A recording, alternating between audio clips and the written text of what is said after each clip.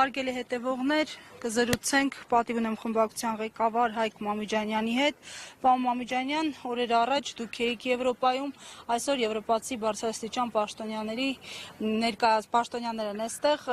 Այս եվրոպական արժեքները, որոնք տարիներ շարունակ Հայաստանում որպես օրինակելի արժեքներ են ցուցադրվել, այսօր ինչու չեն կարողանում իրենց դիրքերը պաշտպանել այստեղ։ Դուք կտակ ես մի փոքր ձեր հարցը խմբագրեմ, այսպես ասած, եթե դեմ չեք։ Մենք հիմա եկել ենք դատարան Արմեն Աշոտյանի մեր ընկերոջ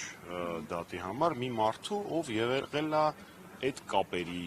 այդ արժեքների, իրական քրիստոնյա-դեմոկրատական արժեքների թիվ մեկ չասեմ, բայց ամենակարևոր տարածողներից մեկը Հայաստանի քաղաքական դաշտում։ Ու իբր Եվրոպա մեծ Փաշինյանը արդեն երկրորդ անգամ գումարային շուրջ 700-ից ավել, օրից ավել պահում է պարոն Աշոտյանին անազատության մեջ։ Այդ եթե փիլիսոփայական տեսանկյունից։ Այն ինչ տեղի ունենում հիմա եվրոպական արժեքների հետ ոչ մի կապ չունի։ Ցավոք սրտի եվրոպական քաղաքական ինստիտուտները որդեգրել են շահերի աշխարհաքաղաքական շահերի վրա հիմնված քաղաքականություն, այլ ոչ թե արժեքների վրա հիմնված քաղաքականություն։ Դուք ինչպես նշեցիք, ես օրերս ԵԺԿ-ի քաղաքական ասամբլեային էի մասնակցում, քանի որ հանդիպումները փակ են, չեմ կարող մանրամասները շատ ասել, բայց ես այնտեղ ելույթում ներկայացրել եմ եւ եւս մեկ անգամ հիշեցրել եմ, որ ԵԺԿ-ն Արմեն Աշոտյանին ճանաչել է քաղբանտարկյալ եւ Հայաստանում վերահաստատել է քաղբանտարկյալների գոյության փաստը, պահանջել է անհապաղ ազատում, դեռևս առաջին կալանքի ժամանակ պարոն Աշոտյանի, ինչպես մամուլից երևի գիտեք, Փաշինյանը հիմա բոլոր հնարավոր եւ անհնար տարբերակներով ստով ղրթով փորձում է դառնալ ԵԺԿ անդամ, փաստացի Նիկոլ Փաշինյանը փորձում է դառնալ մի կառույցի անդամ, որը աներկբա ճանաչել է, որ Արմեն Աշոտյանը քաղբանտարկյալ է։ Ինչ վերաբերում է այսօրվա այցին, Տիկին ֆոն դեր Լայենի ելույթ խոսքերը իմ համար մեղմ ասած անընդալելի են, մեղմ ասած անհասկանալի են, որովհետև այն ինքը փորձում էր Հայաստանը ներկայացնել Բելգիայից մի քիչ ավելի ժողովրդավար երկիր, դա արդեն նույնիսկ ծիծաղելու էլ չէր, դա լացելու էր։ Եվ հիշեցնեմ, Տիկին ֆոն դեր Լայենը ԵԺԿ կուսակցության անդամ է, առաջադրված է ԵԺԿ կուսակցության կողմից, այն կուսակցության, որը նորից եմ ասում Արմեն Աշոտյանին եւ Հայաստանի մյուս քաղբանտարկյալների վերաբերյալ բանաձև ունի ընդունած։ Սա է իրականությունը, ես զրո ակնկալիքներ ունեմ Սահմանադրական դատարանից, բայց եկեք հիպոթետիկ պատկերացնենք, էլի։ Ինչ է ասելու Տիկին ֆոն դեր Լայենը, եթե Սահմանադրական դատարանը երկուշաբթի չէ հրապարակում, երկուշաբթի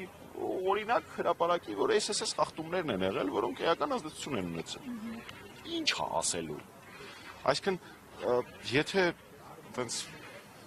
միամտաբար փորձենք նայենք այս ամեն ինչին, իմ համար անկալելի է, որ այդ մակարդակի, այդ աստիճանի պաշտոնյան դեռևս ընթացող գործի պարագայում Սահմանադրական դատարանի նմանօրինակ հայտարարություններ եւ գովեստի խոսքերը շռայլում, այսպեսի խայտառակ ընտրական գործընթաց կազմակերպած իշխանավորին։ Նայեք, պարոն Մամիջանյան,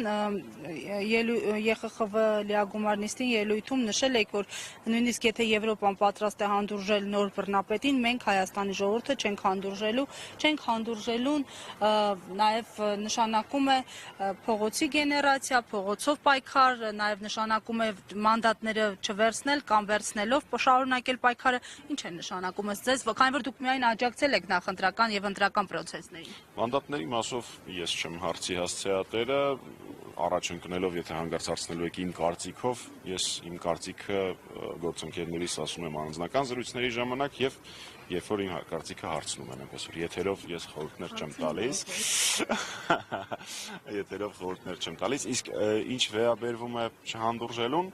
օրենքով չարգելված բոլոր տարբերակներով։ Գիտեք, Հանրապետականի յուրաքանչյուր ներկայացուցիչը շարքային անդամից մինչև գործադիր մարմնի անդամ կամ կուսակցության ղեկավար, այն մարդն ում վերջին հերթին կարելի է հարցը տալ, բացարձակ չեմ թիրախավորում, որովհետև մենք միշտ եղել ենք պայքարի ամենավտանգավոր կետերում եւ չենք պատրաստվում այդ կետերը լքել եւ միշտ ասել ենք, որ փողոցային պայքարը համադրված իմպիչմենտի գործընթացով, համադրված այս կամ այն քաղաքական գործընթացով միակ ճանապարհն է, միակ տարբերակն է Նիկոլ Փաշինյանին իշխանությունից հեռացնելու։ Տարբերակները կարող են քննարկվել, ասել էս ճանապարհով եւ այլն, բայց բոլորի մեջ փողոցային պայքարի բաղադրի չկա։ Ես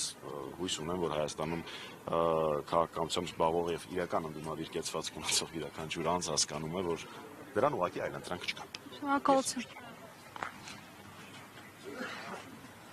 168 թեմի հարգելի